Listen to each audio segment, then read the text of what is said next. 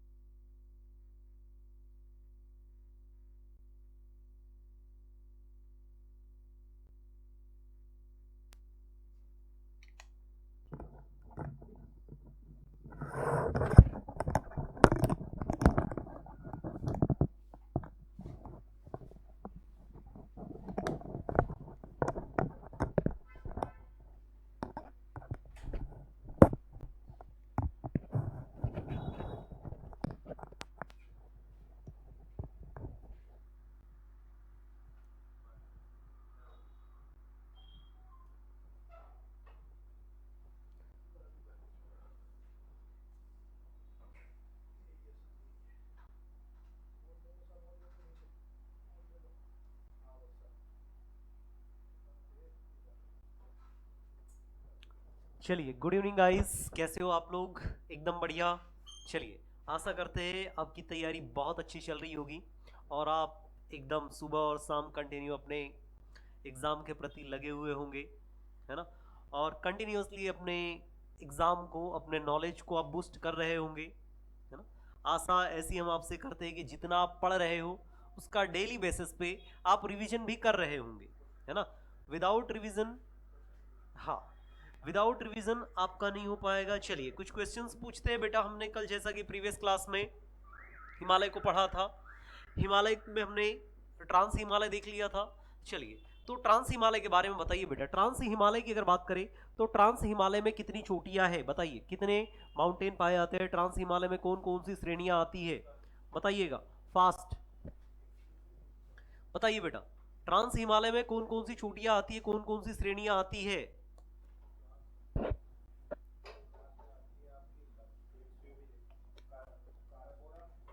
काराकोरम आती है, लद्दाख, जास्कर और कैलाश श्रेणी आती है। मतलब आप कहोगे कि सर ट्रांस हिमालय में आपकी 4 श्रेणी आती है। आपको बोला था कि कलेजा से याद रखना है। वॉइस चेक कीजिएगा एक बार बेटा, वॉइस बताइएगा। हाँ, ओके है क्या सब? एक बार क्वालिटी बता दीजिएगा, वॉइस बता दीजिएगा दोनों कि सर ओके है। थोड़ा सा अगर ब्राइटनेस कम हो तो बेटा मैं इसको थोड़ा बढ़ा दूं।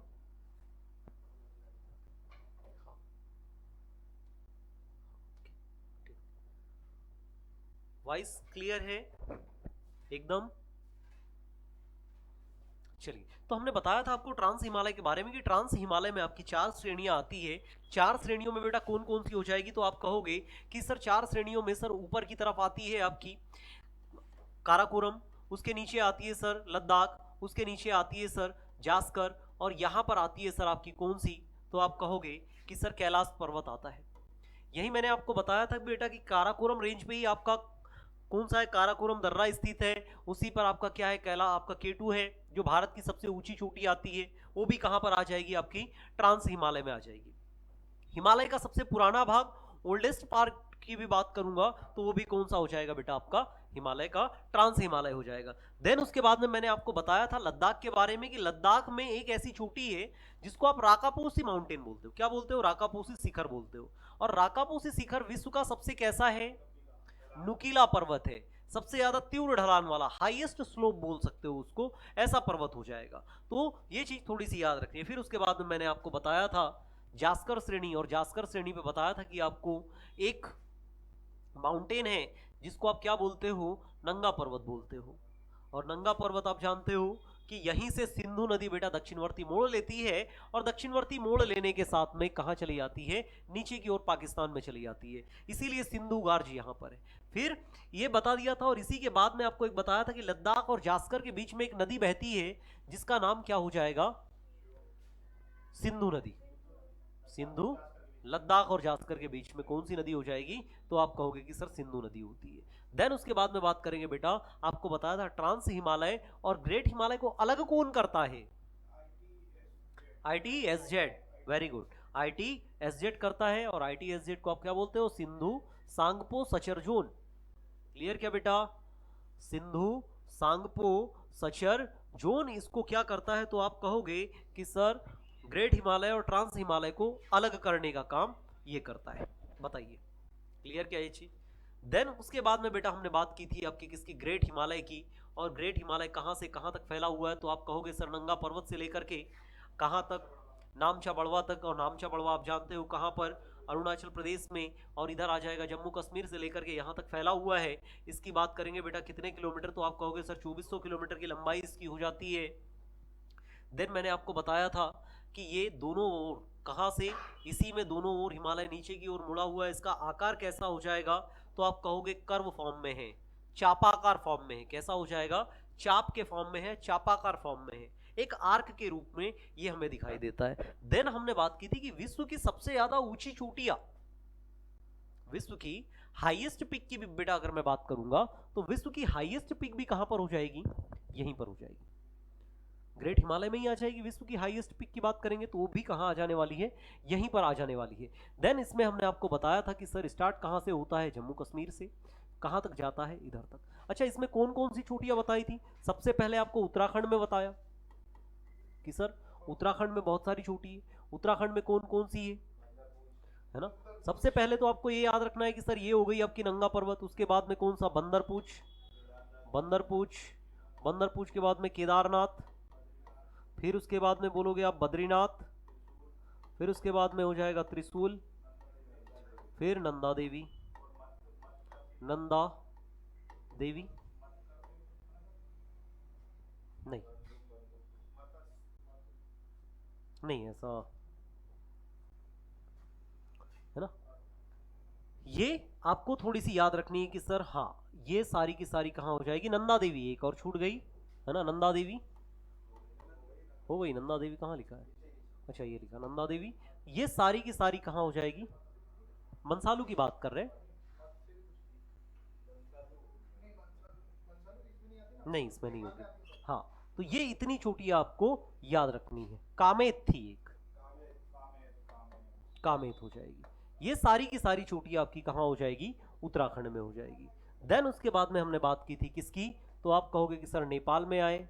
नेपाल की बात करेंगे तो सर नेपाल में तो बहुत सारी चोटियां हैं, कौन कौन सी, तो आप कहोगे सर धौलागिरी, धौलागिरी, गौरी शंकर, गौरी शंकर और गौरी गणेश, गौरी शंकर के साथ में गणेश, गणेश के साथ में बेटा अन्नपूर्णा, अन्नपूर्णा, अन्नपूर्णा के साथ में बेटा चाय भी आपको याद रखना है, चोयू है ना।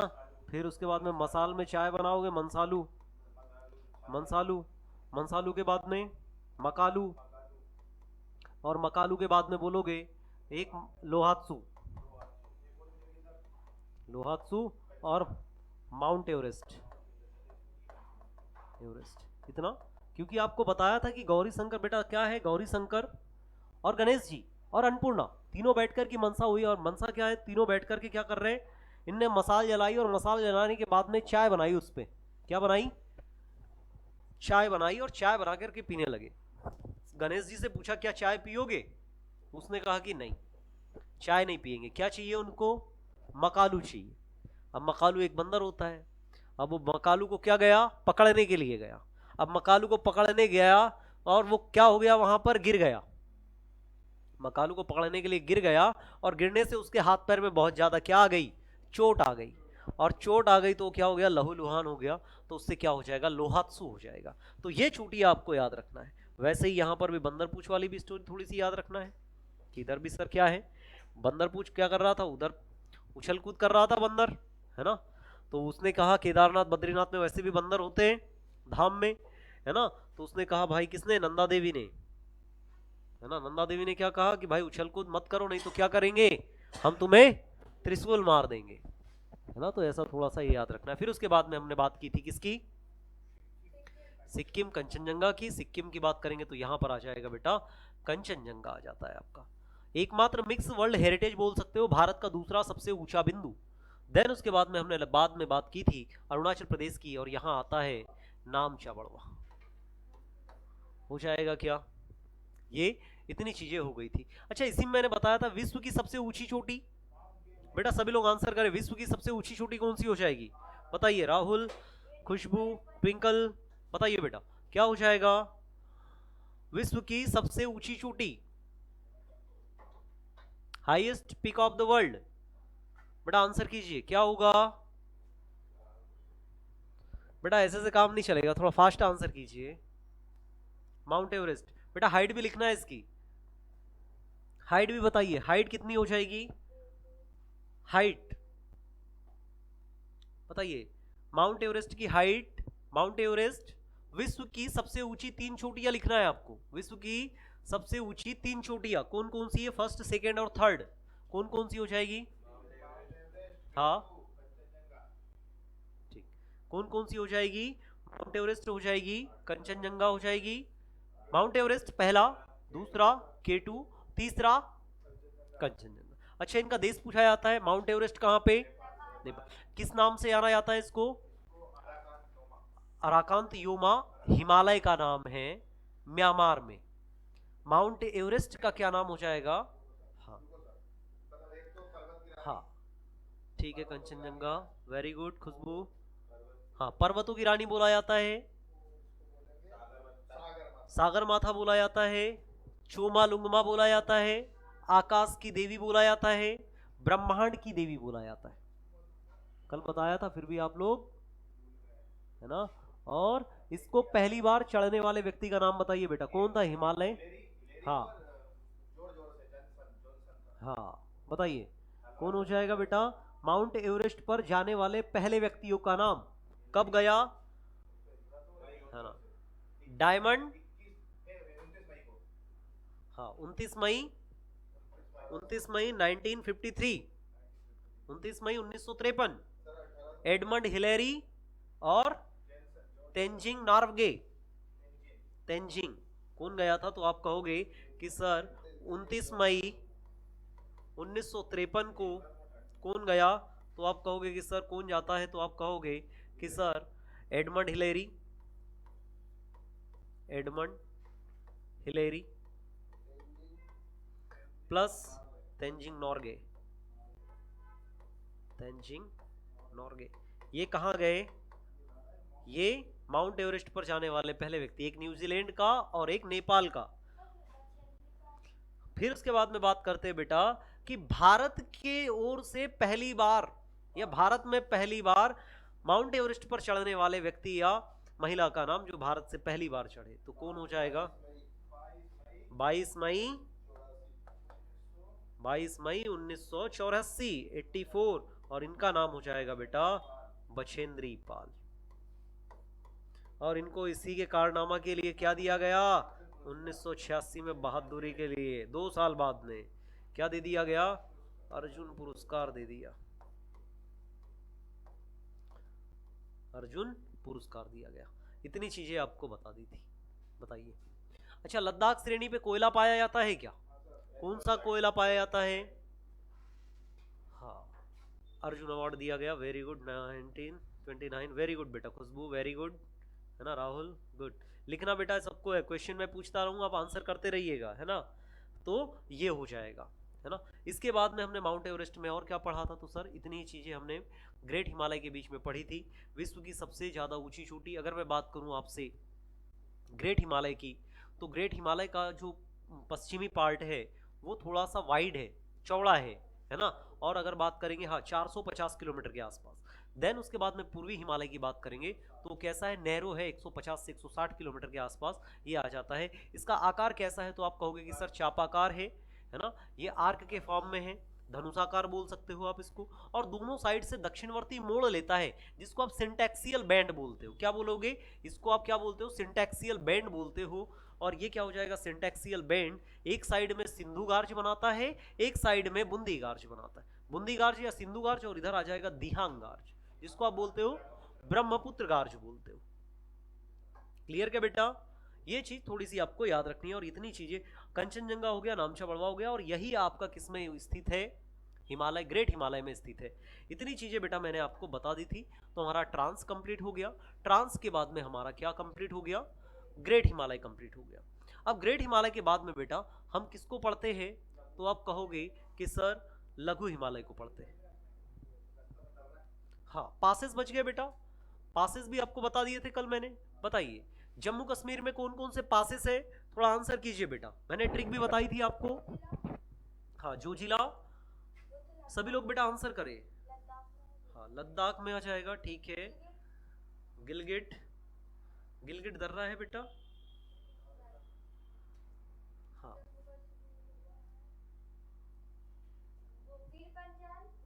पीर पंजाल, बनिहाल,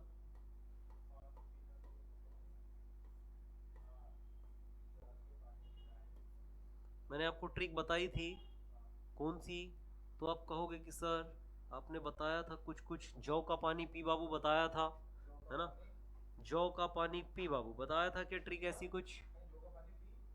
हाँ, जौजिला, काराकोरम, पीर पंजाल, बुर्जिल, बनिहाल। हाँ बेटा, काराकोरम लद्दाख में आ जाएगा, है ना।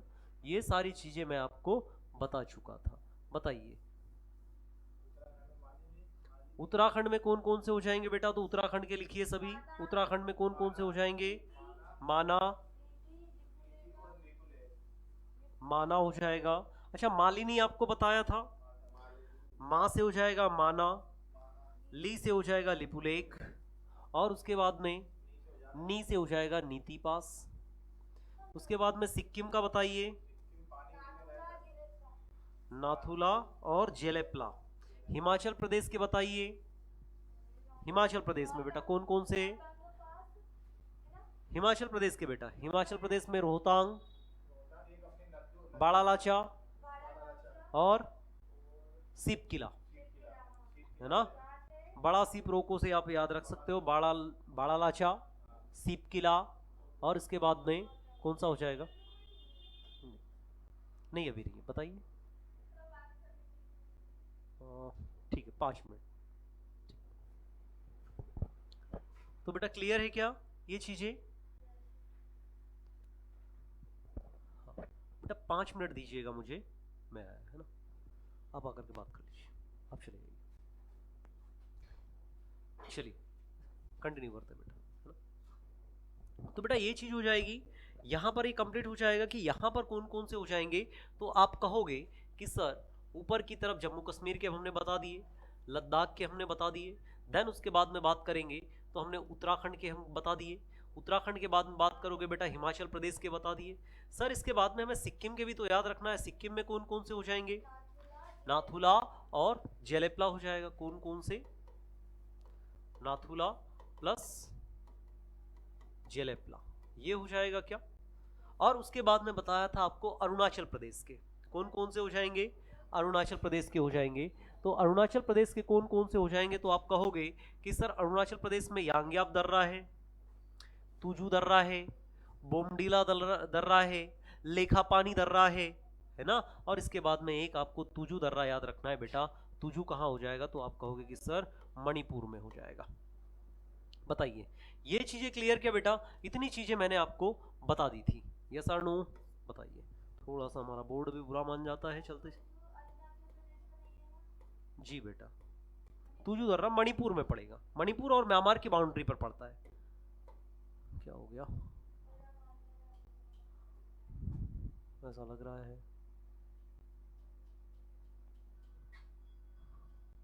ठीक, चलिए। तो अब हमको पढ़ना है क्या, तो आप कहोगे कि सर मध्य हिमालय को पढ़ना है। मध्य हिमालय बेटा आपको दिखाई दे रहा है, हमने सबसे पहले ग्रेट ट्रांस हिमालय पढ़ लिया, ट्रांस हिमालय के बाद में आपको ग्रेट हिमालय मैंने बता दिया। ग्रेट हिमालय के बाद में अगर बात करें कि ग्रेट हिमालय के बाद में क्या आता है, तो आप कहोगे कि सर लघु हिमालय पढ़ना है। लघु हिमालय को ही बेटा क्या बोलते हो आप, मध्य हिमालय बोला जाता है। मध्य हिमालय के बाद में ही इसको लघु बोला जाता है, लघु या लेजर हो जाएगा। इसी के बाद में हिमाचल हो जाएगा, इसको हिमाचल हिमालय भी बोलते हैं, क्या बोलेंगे, हिमाचल हिमालय भी इसको बोला जाता है। क्लियर है क्या? इसके बाद में इसकी अवस्थिति की बात करेंगे कि अवस्थिति कहां पर है, तो आप कहोगे कि सर इसकी अवस्थिति बेटा सबसे ऊपर मैंने आपको कौन सा बताया, तो आप कहोगे कि सर आपने काराकोरम, ये ट्रांस हिमालय में काराकोरम, लद्दाख, जास्कर और ये बताया। ये पूरा का पूरा किस में हो गया, तो आप कहोगे कि सर ट्रांस हिमालय में आ गया है पूरा का पूरा। देन उसके बाद में बेटा मैंने आपको कौन सा बताया, तो आप कहोगे कि सर ग्रेट हिमालय बताया। और ग्रेट हिमालय दोनों के बीच में एक छोटी बताया, आपको एक जोन बताया जो इनको अलग करता है, तो आप कहोगे इंडस, सांगपो, सचर जोन, ये अलग करता है, सुचर जोन हो जाएगा। देन उसके बाद में मैंने कहा कि बेटा एक और मैं आपको बता रहा हूं, और ये वाला कौन सा हो जाएगा, तो आप कहोगे कि सर ये ग्रेट हिमालय हो गया, ये कौन सा है, लेजर हिमालय हो गया, लघु हिमालय हो गया।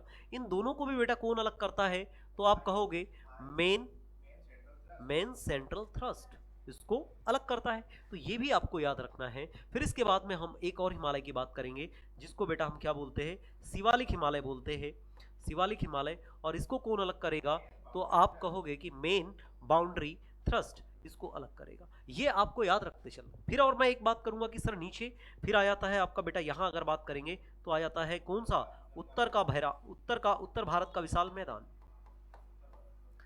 उत्तर भारत का विशाल मैदान, yes sir, plane, great plane बोलेंगे, नॉर्थ ग्रेट प्लेन।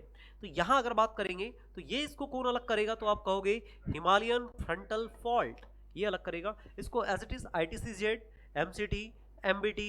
देन उसके बाद में हम बात करेंगे हिमालयन फ्रंटल फॉल्ट। ऐसा आप लोगों को याद रखना है, बताइए याद हो जाएगा क्या, है ना, ये चीज याद हो जानी चाहिए। उसके बाद में हम बात कर रहे हैं किसकी, लघु हिमालय की। तो अवस्थिति की बात करूंगा बेटा कि लोकेशन कहां पर आ जाएगी, तो आप कहोगे कि सर महान हिमालय और शिवालिक हिमालय के बीच में, कहां कहां पर है, तो आप कहोगे सर ग्रेट हिमालय, और ग्रेट हिमालय और कौन सा, शिवालिक हिमालय, दोनों के सर बीच में पड़ता है। यस और नो बेटा बताइए कि सर दोनों के कहां पड़ रहा है, तो सर आप कहोगे कि सर एक ये और एक ये, दोनों के कहां पड़ रहा है, ये बीच में पड़ रहा है। पहली बात तो अवस्थिति लोकेशन की बात करूंगा सर दोनों के बीच में है। अच्छा ये किसको अलग कर रहा है, तो आप कहोगे कि मेन सेंट्रल थ्रस्ट के द्वारा। ऊपर में देखो ये इसको कौन अलग कर रहा है, ग्रेट हिमालय को मेन सेंट्रल थ्रस्ट से अलग कर रहा है, मेन सेंट्रल थ्रस्ट इसको ग्रेट हिमालय से अलग कर रहा है। उसके बाद में नीचे मैंने कहा कि ये वाला ग्रेट हिमालय आपका शिवालिक को लेजर से कौन, मेन बाउंड्री थ्रस्ट अलग कर रहा है। यही लिखा है बेटा कि मेन सेंट्रल थ्रस्ट इसको ग्रेट हिमालय से, और मेन बाउंड्री थ्रस्ट इसको किससे अलग कर रहा है, शिवालिक हिमालय से अलग कर रहा है। देन उसके बाद में इसकी लंबाई की बात करेंगे, तो जहां मैंने आपको लंबाई बताई कि ग्रेट हिमालय की कितनी है, 2400-2500 किलोमीटर है, वहीं बेटा इसकी बात करूंगा तो कितनी है, 1100, मतलब उससे आधे पे ही है। और ये बीच बीच से कट फट गया है, बीच बीच से टूटा फूटा सा है, इसीलिए क्या हो जाएगा कि आप कहोगे कि सर ये प्रॉपर आपको नहीं मिलता है। देन आगे देखो इसकी चौड़ाई 80 से 100 किलोमीटर की बात की थी, जबकि ग्रेट हिमालय में मैंने आपको चौड़ाई बताई कि इस साइड में सर 450 किलोमीटर है और इस साइड में सर 160 किलोमीटर है। ये बताया गया कि सर इधर में ग्रेट हिमालय की 450 और इधर में कितनी है, 150 है। देन इसके बाद में बेटा यहां पर उसकी एवरेज हाइट कितनी, 3500 से 4500 मीटर है।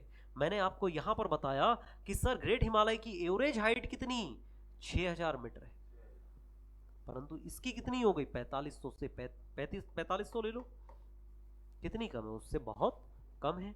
देन उसके बाद में इसकी विशेषता और महत्व की बात करें तो आप कहोगे कि सर कश्मीर घाटी इसी में आती है, और कश्मीर घाटी को बेटा बोलते हैं सुंदरता के लिए, जो सुंदरता के लिए प्रसिद्ध है। और कश्मीर घाटी में ही एक और पाई जाती है बेटा पंपोर घाटी, पंपोर घाटी फेमस है केसर के लिए, इसीलिए तो आपने एडवर्टाइजमेंट देखा होगा, दाने दाने में है केसर का दम, और बोलो जुवा केसरी, सुना है कि नहीं, है ना, एडवर्टाइजमेंट खूब देखा होगा। अब तो 3 खान भी करने लगे साथ में, बोलो जुबा केसरी, है ना, सारे आ गए, है ना, खान खान हो गए सारे के सारे।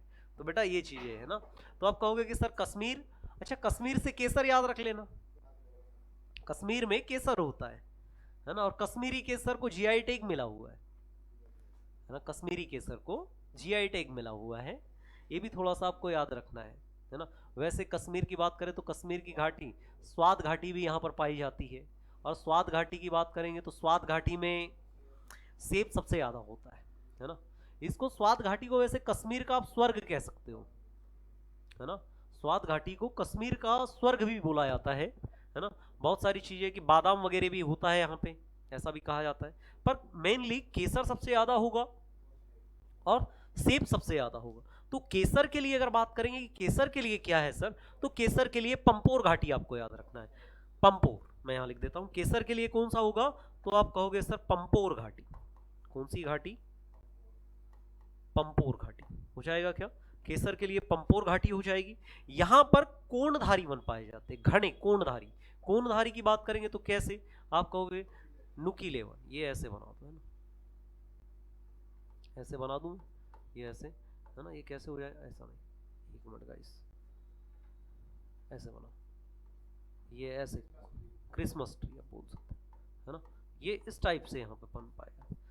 तो अच्छा, ये ऐसे क्यों हो जाते हैं बेटा, अब ऐसे इसलिए हो जाएंगे, अगर ये ऐसे नहीं होंगे तो बेटा, अगर पत्ती मान के चलो सीधी डाल ऐसी है ना, अब इस पे बर्फ पड़ता रहा पड़ता रहा पड़ता रहा, ये झुक जाएगा, और झुकेगा तो एक लिमिट होगी, और लिमिट तक ही झुक पाएगा इंसान, पेड़ है वो तो, और अगर ज्यादा ही झुक गया तो भाई टूट जाएगा। इसीलिए इन्होंने अपने आप को इस पोजीशन में ढाल लिया कि बर्फ कितना भी गिर जाए, है ना भाई, बर्फ कितना भी गिर जाए यहाँ आएगा, बर्फ यहाँ आएगा, बोले हम इधर से निकल जाएंगे, है ना। इनने कहा कि बर्फ यहाँ गिरने दो, हम इधर से इधर चले जाएंगे, इधर से इधर निकल जाएंगे, इधर निकल जाएंगे, मतलब पेड़ के ऊपर लोड आएगा ही नहीं। तो सारे के सारे घने वन हैं, और घने भी कैसे, कोणधारी वन है ना। एक हाइट के बाद में आइसोबार, आइसो हाइट्स की अब बात करेंगे उसमें, है ना। तो स्नो लाइन बोल सकते हो आप। तो वहां पर बर्फ की एक लाइन होती है, वहां से क्या हो जाएगा कि बर्फ सर सीधा सीधा कहाँ आ जाता है, तो आप कहोगे कि सर बर्फ कहाँ आ जाएगा, नीचे आ जाता है। इसीलिए इनका आकार कैसा हो गया, अपने आप को संभालने के लिए वन कैसे हो गए, सारे के सारे कोणधारी हो गए। अगर बेटा एक कोण नहीं बनाते, ये देखो सारे के सारे ऐसा बना रहे हैं, ऐसा पूरे पेड़ देखोगे आप, सारे सारे आपको ऐसे ही मिलेंगे, कैसे मिलेंगे, ये इस टाइप से, सारे कोणधारी वन है। अब कोणधारी वन से क्या हो जाएगा, तो आप कहोगे कि सर इसमें बर्फ सीधा नीचे आ जाता है। अच्छा, यहाँ पर बेटा चट्टाने कैसी है, जीवाश्म रहित है, अवसादी चट्टाने पाई जाती है। अच्छा, वहां पर कैसी चट्टाने थी, आग्नेय, इग्नियस चट्टान थी। कैसी चट्टान थी वहां पर, ग्रेट में आग्नेय चट्टान, इग्नियस चट्टान थी, संगमरमर, नीस वहां पाया जाता था। यहां बात करेंगे तो यहां पर आप कहोगे कि सर जीवाश्म रहित चट्टाने हैं, अवसादी चट्टाने, सेडिमेंट्री रॉक्स है, मतलब पहले कोई चट्टान रही होगी, वो धीरे धीरे टूट करके क्या हो गई, छोटी हो गई, है ना। तो ये थोड़ा सा आपको याद रखना है कि सर ये हो जाएगा। क्लियर है क्या, चूना पत्थर है, क्वार्ट्ज वगैरह, ये याद रखना है। बताइए यहां तक क्लियर, आगे चले देखिए। हाँ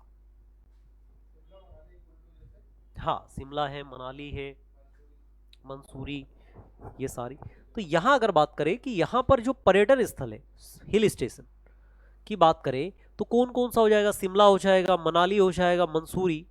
जैसे यहाँ पर क्या है, तो आप कहोगे कि सर यहाँ पर हिल स्टेशन है। अच्छा, हिल स्टेशन जानते हो, कुल्लू मनाली, है ना। बहुत सारे लोग भाई, अभी मार्च अप्रैल मई जून चल रहा है, शादियों का सीजन चल रहा है, शादी होने के बाद कहाँ जाते हैं, है ना, पैकेज, कंपनी वाले पैकेज देते हैं, बैंक वाले पैकेज देते हैं भैया। अच्छा, किसी का अच्छा खासा पैकेज है तो उनको फॉरेन ट्रिप मिलती है ना, फॉरेन ट्रिप भी आते, कुछ दोस्त वगैरह गए फॉरेन ट्रिप से घूम करके आ गए, है ना। तो ऐसा, तो उनको एक अलग माहौल, मतलब एक टूरिस्ट प्लेस की कहाँ जाए भाई घूमने फिरने के लिए, एक माहौल मिलता है, तो उसके लिए कहाँ चले जाते हैं लोग, कुल्लू मनाली है। अच्छा, कुल्लू मनाली के साथ साथ शिमला है, और लोग और भी जगह है, जैसे ऊटी, ऊटी तमिलनाडु में, ऊटी है, कोडई कनाल है, तूतीकोरिन, है ना, यहाँ पर भी लोग चले जाते हैं, है ना। माउंट आबू पे उतना ज्यादा विशेष नहीं है, पर गोवा, और गोवा के साथ में अब बात करोगे शिमला, मनाली, और इसी ऐसा ही पर्यटन प्लेस और कहाँ हो जाएगा, दार्जिलिंग है, दार्जिलिंग के साथ साथ आप ऊटी ले सकते हो, कोडई कनाल ले सकते हो, ये सारे आपके अच्छे हिल स्टेशन है ना, इसमें हिल स्टेशन में आप जा सकते हो। यहीं पर बेटा घास के मैदान पाए जाते हैं। किसमें? नहीं, ऐसा कोई नहीं, है ना। तो यहां पर आप बात करोगे किसके, घास के मैदान की, कि सर घास के मैदान भी यहां पर पाए जाते हैं। क्या नाम हो जाएगा? गुलमर्ग और सोनमर्ग। वैसे ही आपने नाम सुना होगा कंपास और पंपास, है ना, सिल्वासा वन, है ना। कंपास पंपास घास के मैदान है, ब्राजील में पाए जाते हैं, है ना। हर एक महाद्वीप में अलग अलग पाए जाते हैं। वैसे ही हमारे यहाँ पर भी घास के मैदान है। यहीं पर अभी हम पढ़ेंगे बुग्याल और पयाल, वो भी है। तो यहाँ अगर बात करें तो यहाँ पर कैसे पाए जाते हैं, गुलमर्ग व सोनमर्ग जैसे घास के मैदान पाए जाते हैं जो भेड़ पालन एवं पशुपालन के लिए। यहाँ पे एक गक्खरवाल जनजाति पाई जाती है। कौन सी? जो भेड़ पालन का काम करती है। गक्खरवाल और बक्खरवाल बोलते हो। बक्खर जानते हो, खेत में चलाया होगा, वही वाला। हाँ, बक्खर ही हेड़ेगा वो, है ना, वही आप कह सकते हो। तो गक्खरवाल जनजाति या गक्खरवाल ट्राइब्स कहाँ पाई जाती है, तो आप कहोगे कि सर इसी वाले हिमालय वाले एरिया में पाई जाती है ना। तो यहाँ पर पशुपालन के लिए फेमस है। अच्छा, यहाँ की समस्याएं क्या क्या है भाई?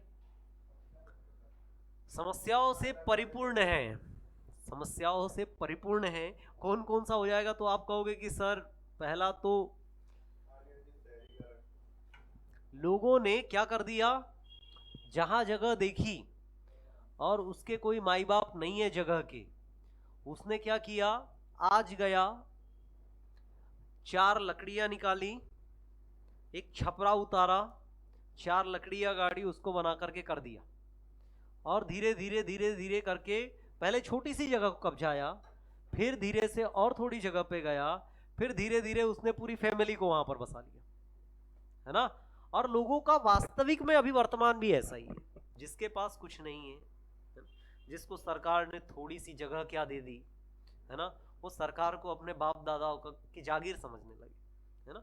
तो आप ये कह सकते हो कि यहां पर भी समस्या यही है, कि समस्या में क्या बोल सकते हो कि आपको थोड़ी सी जगह दी गवर्नमेंट ने, या मान के चलो कि आपके घर के चारों साइड में क्या है, सरकारी जमीन है, मान के चलो, या जंगल है पूरा का पूरा। आपने क्या किया, जंगल को ही काटना चालू कर दिया। अब जंगल को काटना चालू कर दिया और धीरे धीरे अपना एरिया आप बढ़ाने लगे, और बढ़ा करके क्या कर दिया आपने, उसको खेत और खलियान बना दिया। तो ये सबसे बड़ी समस्या कहाँ की हो जाएगी, तो आप कहोगे कि सर सबसे बड़ी समस्या ये कहाँ की है, अपने लघु हिमालय की, क्योंकि लघु हिमालय में बर्फ थोड़ा सा कम गिरता है, क्लियर। और बर्फ कम गिरेगा तो हाइट, हिमालय की भी हाइट थोड़ी कम है ना। और वहां पर लोगों ने क्या किया कि घर बनाना, जैसे देखा कि ये टूरिस्ट प्लेस हो सकता है ना, ढाबे खोल दिए लोगों ने काट पीट करके, है ना। ऐसा तो ऐसा कौन कर रहे हैं, यहाँ पर लोग कर रहे हैं। तो ये सबसे बड़ी समस्या। उसके बाद में बेटा ये देखो, मैंने जो बोला, अनियंत्रित पर्यटन, मतलब लोगों को लगा कि ये थोड़ा सा पर्यटक टूरिस्ट प्लेस हो सकता है, वहां पर उसको काटा पीटा, बराबर किया, बर्फ जेसीबी लाई, बराबर किया, उसको बना दिया एक टूरिस्ट प्लेस, ताकि लोग आएंगे। अच्छा, ऐसा करेंगे कौन, तो आप कहोगे कि सर वहीं आजू बाजू के जो इंसान होंगे वही तो करेंगे। कोई दूसरा, मान के चलो कोई एमपी से, भोपाल से जाकर के जम्मू कश्मीर में, हिमाचल प्रदेश, उत्तराखंड में जाकर के वहां पर जेसीबी लगा करके बर्फ बराबर करके वहां पे पर्यटन प्लेस बनाएगा क्या? नहीं ले सकते, है ना, वहां आतंकवाद है। तो अब बाहर का व्यक्ति वहां जाकर नहीं करेगा, करेंगे कौन, वहीं के आजू बाजू के, है ना। तो ये चीज थोड़ी सी याद रखना। उसके बाद में वनोन्मूलन, बेटा वनों की कटाई तरीके से कर रहे हैं लोग, है ना, बहुत ज्यादा हो रहा है, इसीलिए तो बहुत सारी आपदाएं भी आप देख लो बहुत ज्यादा चल रही है ना। कुछ समय में ऐसा लगता है कि ऑक्सीजन भी, वर्तमान में भी बेटा कोविड में देखा होगा कि ऑक्सीजन के सिलेंडर भी आपको कैसे मिल रहे थे, खरीदने पड़ रहे थे, है ना। तो कुछ समय बाद समय ऐसा आएगा कि ऑक्सीजन भी लगता है कि कैसी मिलेगी, खरीद कर लेनी पड़ेगी। वर्तमान में तो कम है, पर आने वाले समय में ऐसा लगता है कि जैसे जिस तरीके से पेड़ों की कटाई चल रही है, उस तरीके से लगता है कि हाँ, बहुत तरीके से क्या हो जाएगी, पेड़ों की ऑक्सीजन बहुत कम हो जाएगी, है ना। फिर उसके बाद में मृदा अपरदन, कोरोजन, सॉइल इरोजन बोल सकते हो इसको, क्या बोलोगे? बहुत ज्यादा है कि 1 मिनट में कितने कट रहे, 100 पेड़ कट जा रहे हैं। और ये आंकड़ा, 1 मिनट में 100 पेड़, तो आप 24 घंटे में जोड़ लो, है ना। 1 मिनट और 1 घंटे में 60 मिनट, और 24 गुणित 60 कर दो, 24 चौक 96 है ना, अब जोड़ लो 960।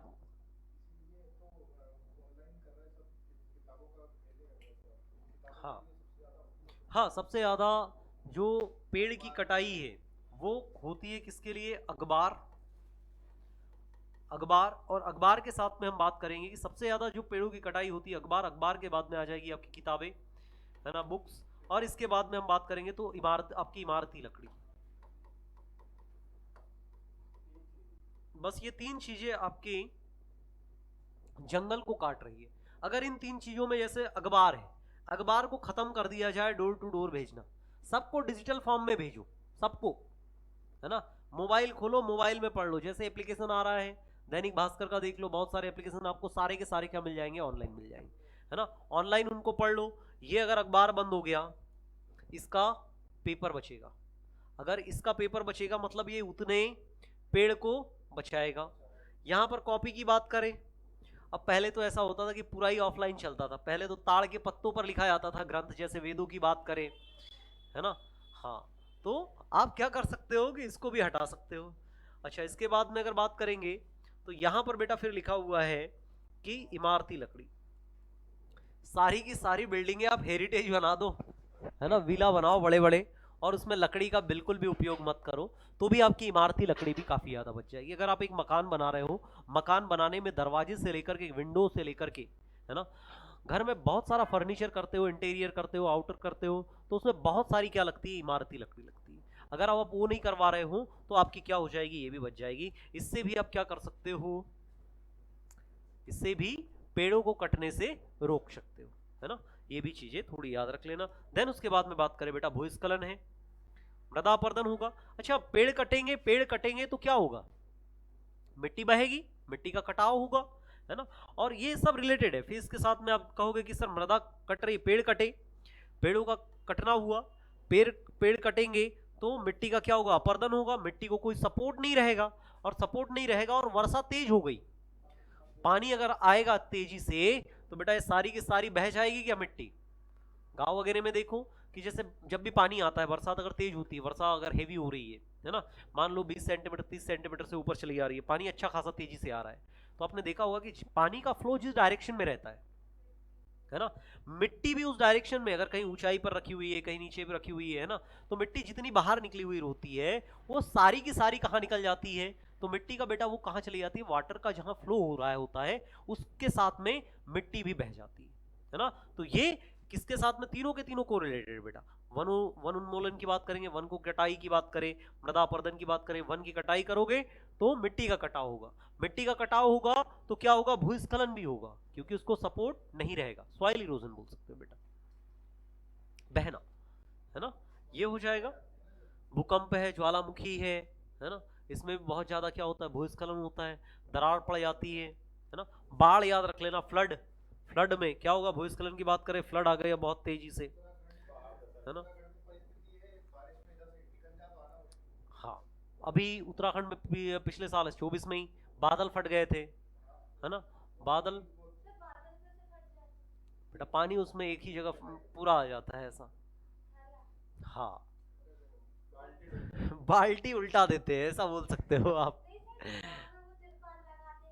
हाँ बेटा, ऐसा ऐसा समझो कि बादल का फटना, ऐसा समझ लो कि बादल के पास में क्या है, बहुत ज्यादा डेंसिटी, मतलब उसके पास में नमी, मॉइस्चर जो है बहुत ज्यादा है। अब यहाँ आप मान के चलिए कि बादल, अगर ये मान लो कोई पहाड़ी है ना, इधर से एयर आ रही है बेटा, इस एयर में क्या है, मॉइस्चराइजेशन, नमी बहुत ज्यादा है, क्या है इसमें, नमी बहुत। अब ये धीरे धीरे जैसे जैसे प्रेशर बढ़ेगा, प्रेशर बढ़ेगा तो ये धीरे धीरे ऊपर उठेगी। अच्छा, ये एक लेवल तक ही ऊपर उठ पाएगी क्या, एक लेवल तक ही ऊपर जाएगी, और उस लेवल पे आने के बाद में कहीं तो इसको प्रेशर रिलीज करना पड़ेगा। अब ये हुआ ऐसा कि ये धीरे धीरे धीरे ऊपर गई, और इसके सामने ऊपर क्या आ गया, पहाड़ आ गया, या इधर से ये इसका फ्लो इधर था और इधर क्या आ गया, पहाड़ आ गया।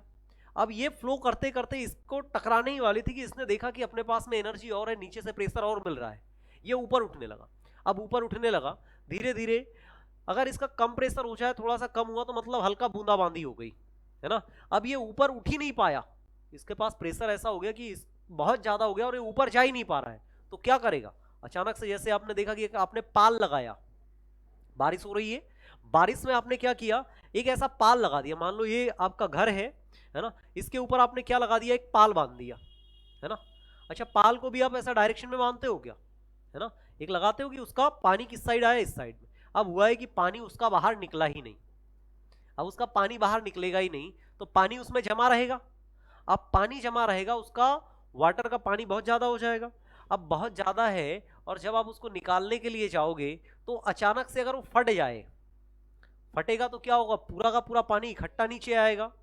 तो ऐसा ही बेटा सेम कंडीशन में क्या होता है, बादल का फटना भी होता है, कि उसमें डेंसिटी बहुत ज्यादा होती है, नमी बहुत ज्यादा होती है, पानी की मात्रा ज्यादा होती है, ऊपर उठ नहीं पाता है और वो पहाड़ से टकरा जाता है। इसी के कारण क्या हो जाता है, पूरा का पूरा पानी एक ही जगह खाली हो जाता है, इसीलिए इसको बोलते हैं बेटा बादल का फटना।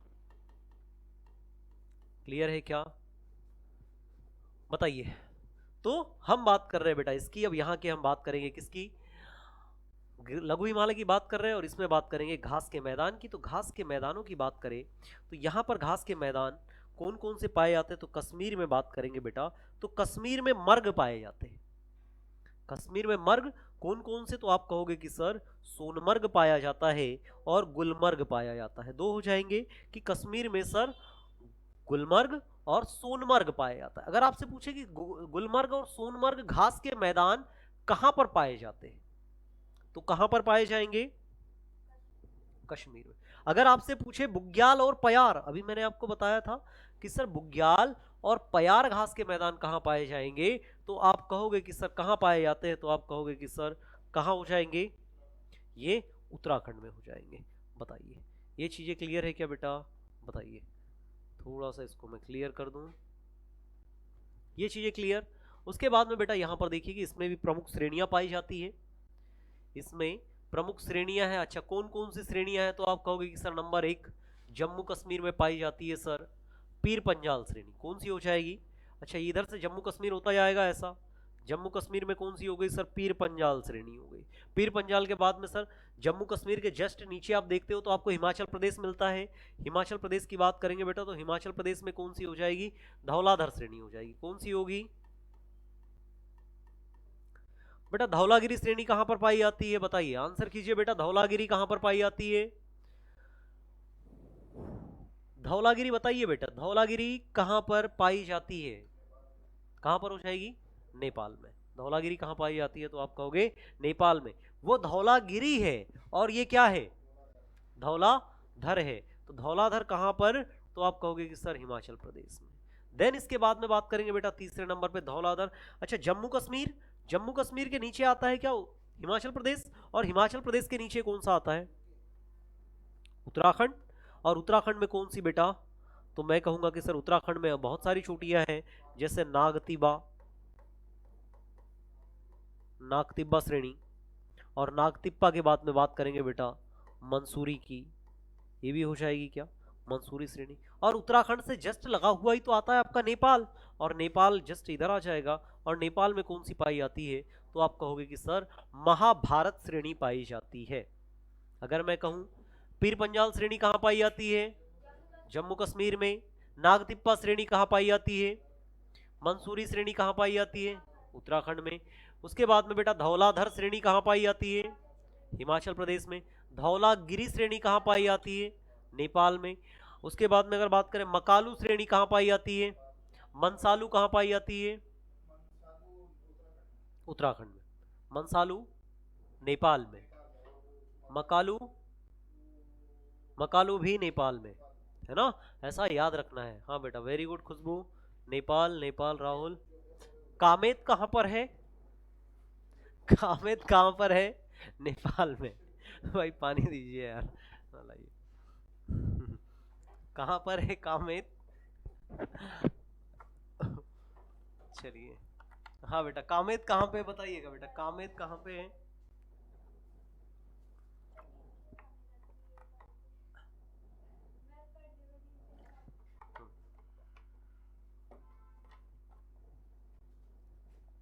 चलिए आगे बढ़े बेटा।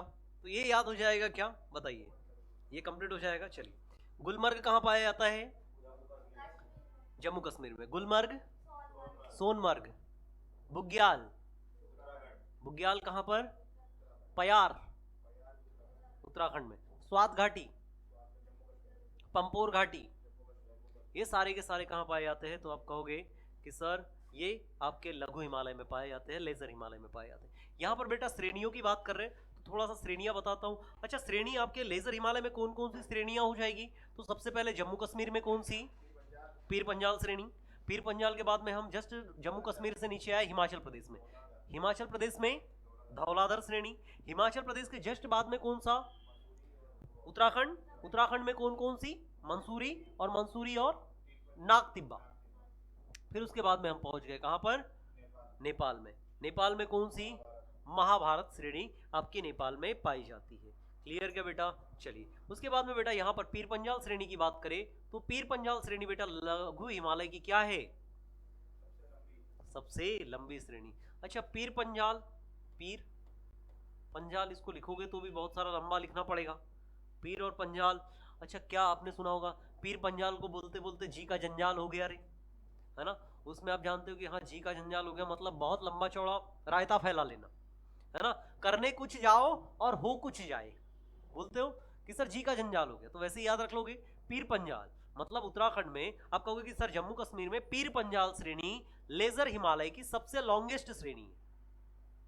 याद रहेगा क्या कि सर सबसे लंबी श्रेणी कौन सी हो जाएगी? ये हो जाएगी। इसकी अवस्थिति कहां पर है? तो हिमाचल प्रदेश तथा जम्मू कश्मीर में हिमाचल प्रदेश और जम्मू कश्मीर मेनली याद रखिएगा। पीर पंजाल में बेटा क्या है? पीर पंजाल श्रेणी में हिमालय, महान हिमालय में क्या है? कश्मीर घाटी। कौन सी घाटी है? कश्मीर घाटी।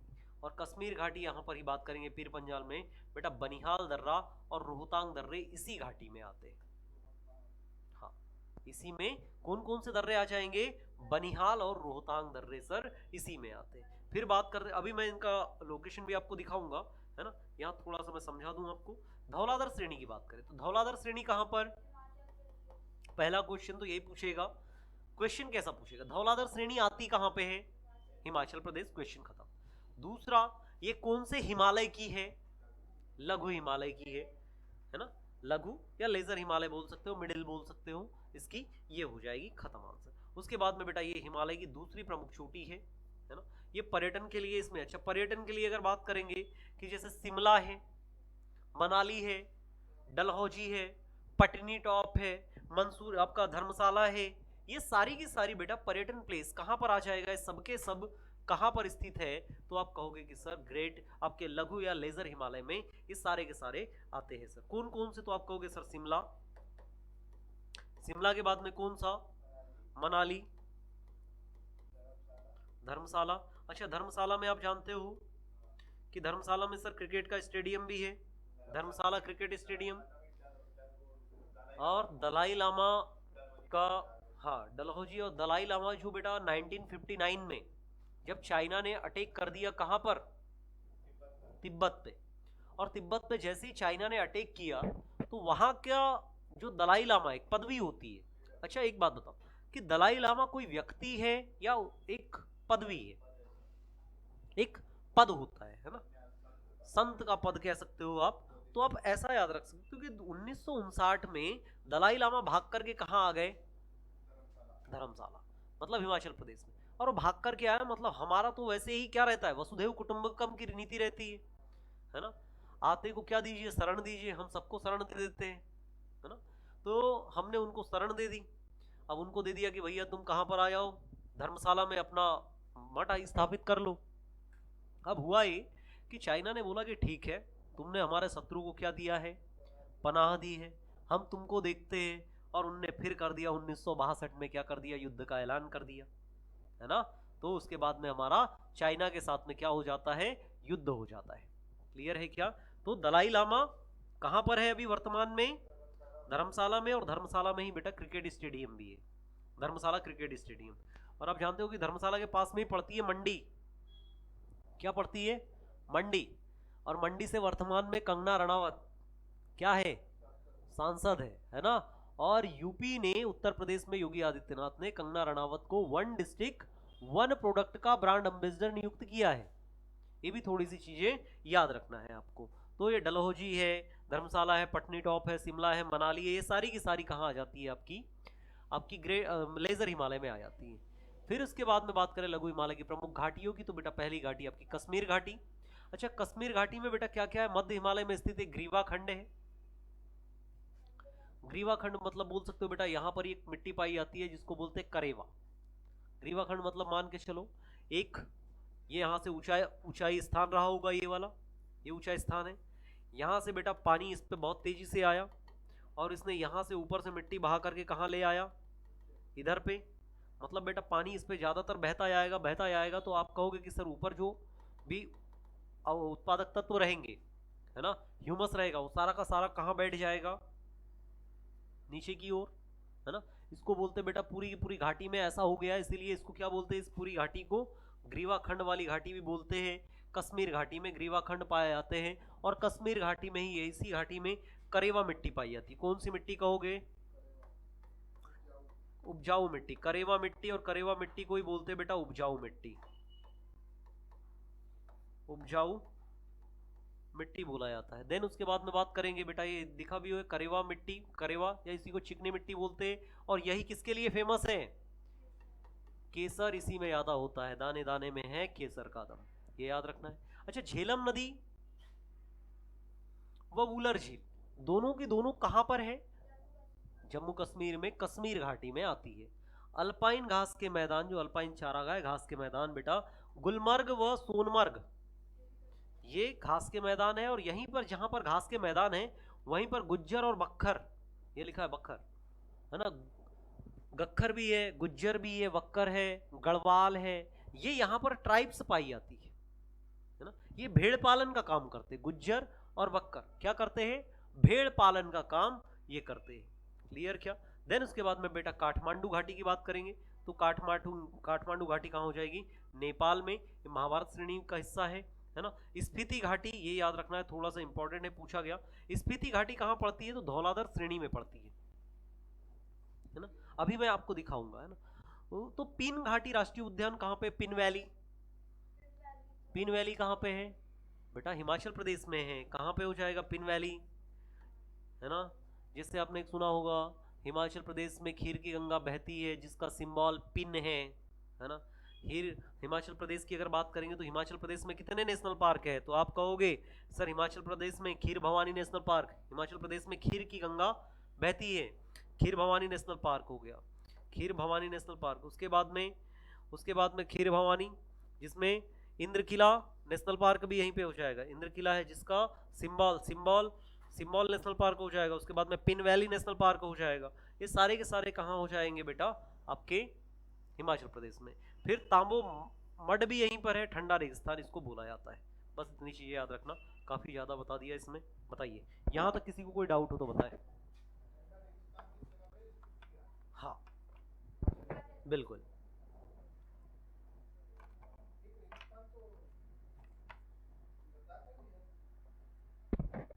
उसी का कुछ पार्ट, उसी का पार्ट आ जाएगा। कोल्ड डेजर्ट है वो भी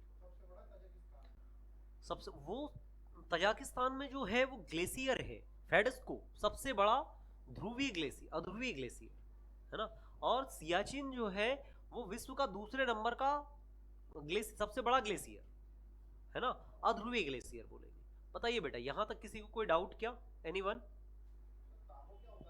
ये मठ है, तांबो बौद्ध मठ। तांबो जगह का नाम है ना। बौद्धों ने एक मठ बना दिया, उसको बोलते हैं तांबो मठ, है ना, बौद्ध धर्म के से रिलेटेड है।